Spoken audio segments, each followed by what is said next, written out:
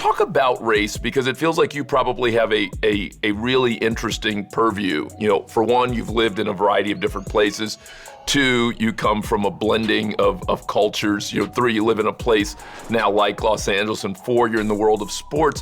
What, if anything, have you learned or has surprised you on the question of race? And I realize that's a pretty big and open-ended question, but to some extent, I mean it to be. Has there been anything that has been a surprising revelation or insight?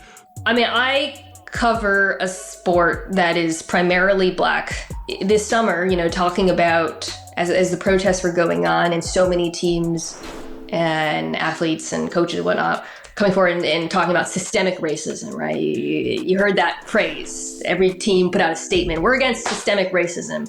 To answer your question, until I started covering sports, I wasn't engaging with the ways in which issues of race actually affect the sports themselves. Ways in which Black quarterbacks have been treated differently from white quarterbacks throughout time, coaches as well, frankly. Covering this league, covering the sport, doing, X's and O's analysis, I've also been exposed to some of those problems.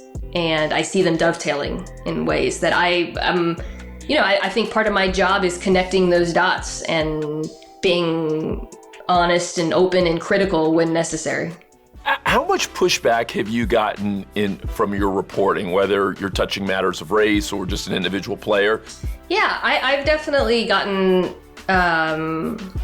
pushback. If I go on TV and I say it's crazy that this is a league that's over 70% Black and yet we have 4 non-white head coaches, my phone definitely lights up a little bit. These conversations don't make people comfortable.